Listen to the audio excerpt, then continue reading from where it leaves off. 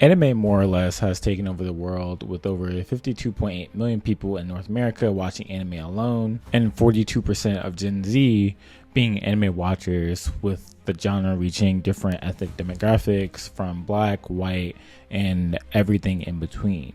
But this isn't a surprise though. Anime over the years is a medium with a wide range of things for almost anyone to connect with, has taken over the world. Many people get their inspiration from anime, from people doing heroic acts, and their motivation for doing so was an anime character, or working out, and the motivation being Goku, or someone inspired to be a manga creator, with one day having their art be turned into an anime because they were inspired from the anime that they grew up watching. But what happens when something anime needs to be monolithic? What happened when the leaders of one of the largest anime streaming platform says some comments that may or may not be offensive? Well, today we're talking about Crunchyroll's recent stance on the idea of keeping anime inherently Japanese. At Anime Expo, Rahul Parini, the CEO of Crunchyroll, made some pretty bold statements. He said that anime should remain inherently Japanese, meaning it should be created primarily by Japanese creators and retain its cultural roots. While this sounds like a call to keep or preserve the authenticity of anime, it's also raising some concerns. Over the past few years, we've seen a surge in anime adaptations from non-Japanese content like Solo Leveling and Tower of God. These series have been really successful and probably in a way carrying Crunchyroll, but they're also a part of a broader trend of anime being influenced in the global market, with global stories, with people giving their aspects of culture in these stories. And the CEO's comments seem to push back against this trend, suggesting that while these adaptations are okay, maybe even welcome, the core of anime should be distinctly Japanese. Now, this is kind of awkward because anime is more popular than ever, not just in Japan, but globally. Fans from all over the world are connecting with these stories, and many creators outside of Japan are contributing to what we now consider anime. This global influence has expanded what anime can be, and some people worry that Crunchyroll's stance might limit this creativity and diversity that is being suggested in anime. Now, in usual weak fashion, some fans may agree with Parini wanting to preserve the purity of anime, or whatever that means, as a Japanese art form.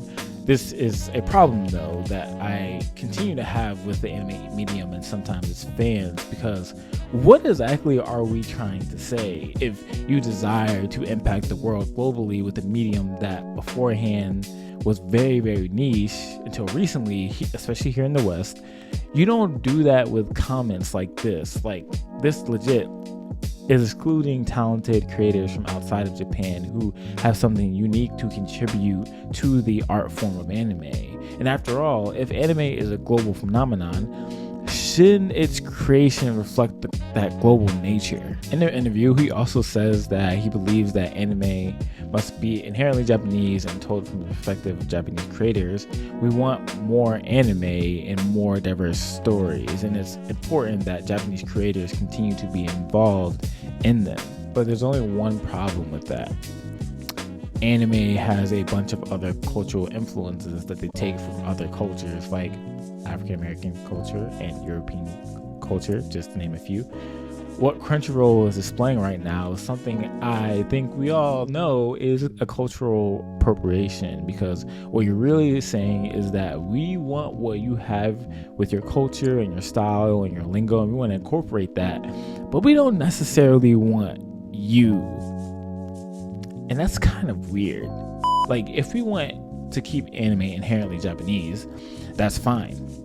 I think Japan and Japanese culture has something beautiful to offer, but just don't get inspiration from the outside world, because without it, you don't get shows like Afro Samurai and Vinland Saga. You don't get Attack on Titan. You don't get Solo Leveling, which has been crushing on Crunchyroll. And most importantly, it's not inherently inherently Japanese if the story and the things aren't inspired solely by Japanese things? And there are tons of shows, anime, that are inspired solely by Japanese things and Japanese folklore and Japanese worldviews and culture, and I think that's cool, and I think we appreciate those things. I for one believe that culture and the things that culture creates should be shared and enjoyed and should inspire others to further create and do good things for the culture.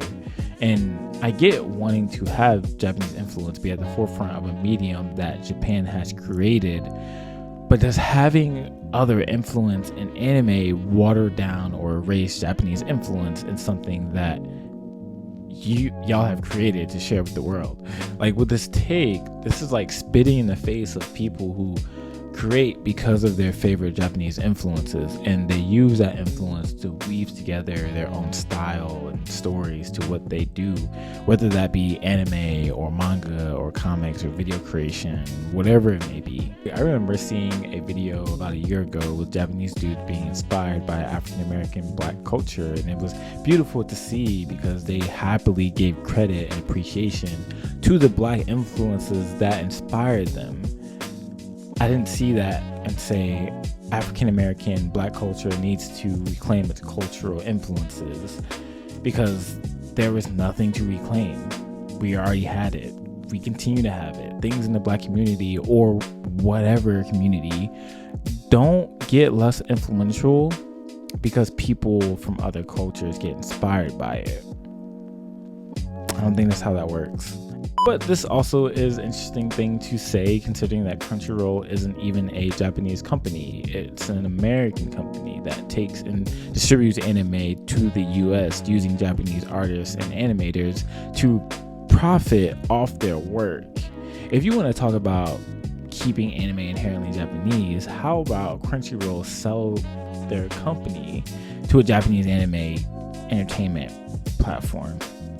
But obviously that's not gonna happen because, you know, we just about the profits, about the bag, and that's cool.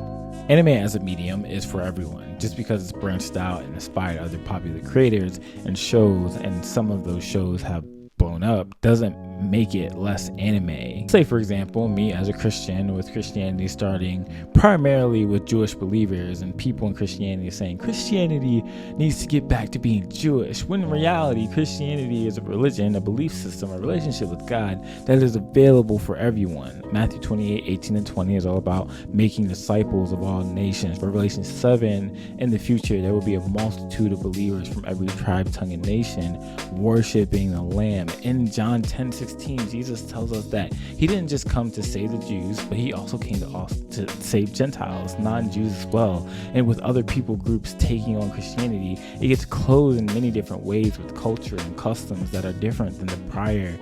But the basics and the fundamentals of Christianity are and should still be the same. That's how anime is and should be. It doesn't matter that Japan is the epicenter of anime or that it was theirs first. I think the goal of anime, at least how I see any form of art or entertainment, is for it to go beyond the audience it was for, to gain new eyes, and anime has done that and should keep doing that. You only kind of limit the reach of creativity if you keep it monolithic. Having Japanese animators pretty much take the IP of a creator's work from a different culture, you're pretty much saying that their culture is not good enough to display if there isn't a Japanese spin to it. What are we saying? At the end of the day, I think this issue boils down to a balance between cultural preservation and being creative and moving forward. But this should be less of a conversation of what makes an anime. Let's talk about how y'all be slaving around these mangaka and animation companies with little to no pay, with crazy hours and work conditions. How about we fix that before y'all start a whole culture war by saying this nonsense? Anyway, let me know what you think. Should anime stay inherently Japanese or not? What would be the pathway forward? Let me know in the comments below, and hit this like button if you liked the video. Don't forget to subscribe, and I will catch you in the next video.